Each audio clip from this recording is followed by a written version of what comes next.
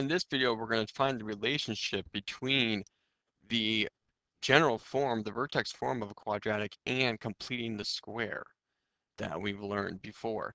So we can use this idea of completing the square to write quadratic equations in general form. So if I look at this example, f of x equals x squared minus 6x plus 11.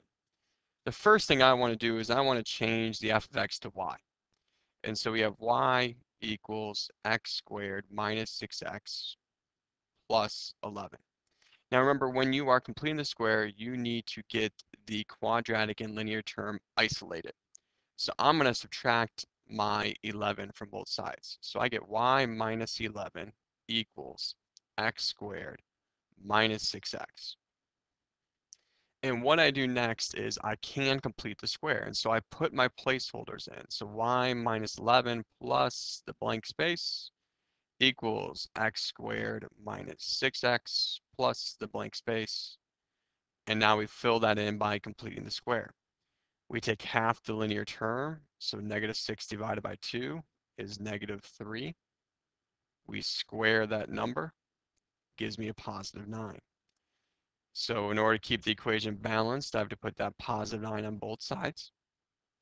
We can simplify the left side. Y minus 11 plus 9 is y minus 2. Complete the square. What number did we square to get a positive 9? And that was a negative 3. And so we have an x minus 3. Now I told you the whole purpose is we can make the connection between completing the square and general form. So let me write down general form for us again. General form says y equals a times the quantity x minus h squared plus k. So if I want my equation to look like this, I need my y by itself. Right now it's y minus 2. And so what I'm going to do is I'm going to add 2. And what that's going to do is that's going to represent my k value. So I have x minus 3 squared plus 2. We just wrote the quadratic equation in general form by completing the square for it. And so the process is very similar to what you did before, just now we have a y value we need to take into account. So let's try one that's a little more difficult. Let's try this one. F of x equals negative 2x squared minus 16x minus 32. This one involves a little more thinking. I mean, the same step in the beginning, change your f of x to y. And so y equals negative 2x squared minus 16x minus 32. Next, again, is get that quadratic term and get that linear term isolated. So you would add 32 to both sides. So y plus 32 equals negative 2x squared minus 16x. And then what I'm going to have to do is I'm going to have to complete the square. And this is the new part. You can't divide. Before, when we had equals to 0, we could divide everything by 2. And the reason why is that 0 divided by anything is 0. But we can't divide by 2 on this right side, because then we're going to have to do it on the left side. If we do it on the left side, we're going to get a fraction over here for y. And in general form, you don't want a fraction for y. You want y itself. So we need to find a way to do division without actually doing division, if that makes sense. And the way you do that is by factoring. And yep, factoring always comes back. And so we are going to create our leading coefficient of 1 by factoring out what our leading coefficient is right now. So what I have is y plus 32 equals, take away the negative 2, factor it out. That's going to give you a positive x squared. So now I'm able to complete the square. And then take out negative 2 from a negative 16x, it gives you positive 8x.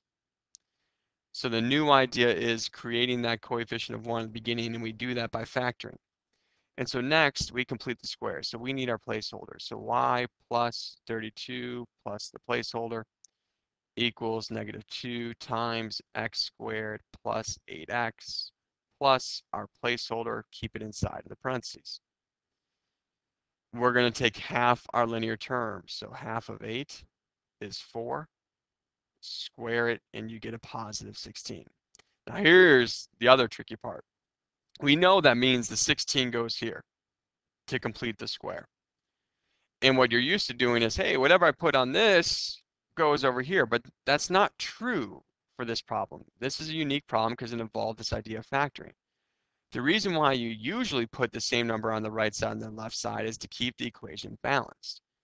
But on the right side, you're not really adding 16 because there's this negative 2 out here. If you were to distribute it, you are really subtracting 32. And so that is what I need to put over here. You are subtracting 32. That's the hard part here, is if you factor out that leading coefficient, you have to take it into account when determining what goes on the other side. 32 plus a negative 32 is 0. So I can just write down y. Negative 2 parentheses. What did I square to get this trinomial? I squared an x and a plus 4. You have it in your general form. You don't have a plus k, that k is 0, but it is y equals a times x minus h squared. Y equals negative 2 times x plus 4 squared. And so this problem is unique. Maybe make a note, circle it, highlight it, that it involves this idea of factoring, which not only affects this part of the process, but it also affects the next step of make sure you take into account when determining what goes on your placeholders. So we can do another one. We have 2x squared plus 16x plus 29. So same idea. And since this is our third example of it, I'm going to try and combine some steps together, not the important steps, just the quick ones. I mean, f of x is just y. And I want to isolate my quadratic and linear terms. So I know I'm going to subtract 29. So I can jump right to the idea of y minus 29 equals 2x squared plus 16x. Since I have a leading coefficient that is not 1, in order to create it, I'm going to have to factor. So keep the y minus 29 equals, factor out the 2, and you get x squared plus 8x. And now that you have a leading coefficient of 1, you can complete the square. So y minus 29 plus my placeholder equals 2 times x squared plus 8x plus my placeholder. We take half the linear term, so half of 8 is 4. Square it, you get 16. So 16 goes here. To determine what goes in the other one, you have to take into account what you factored out. And so if you were, because you're not really adding 16, you're really adding 2 times 16, you're adding 32. And so 32 is really what goes on this left side. Simplify, you get y plus 3 equals 2 times the quantity, x, and I squared a positive 4 to get that 16, so x plus 4. General form says y equals a times x minus h squared plus k. So the rule for general form is we've already got that a x minus h squared. We need to solve for y. And so I would subtract 3. And if I subtract 3, that's going to represent my k value. So I'm going to put my minus 3 at the end. And so now I have my general form, my vertex form, by completing the square. So we've seen a couple of examples dealing with factoring out that leading coefficient, taking into account, make sure we take it into account when we're determining what goes in our placeholder on the other side. And so it's just as important with this example. Negative 3x squared plus 6x minus 5. What we're going to want to do is isolate the quadratic and linear terms. So I'm going to add 5. I'm going to change my f of x to y. And so I have y plus 5 equals negative 3x squared plus 6x. It's not a coefficient of 1 here, so I'm going to have to factor to get that coefficient of 1. And so I have y plus 5, factor out a negative 3, and you get x squared minus 2x.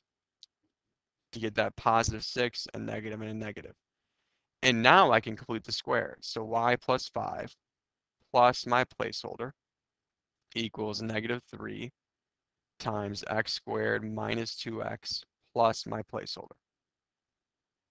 You take half of your b value, so half of negative 2 is negative 1.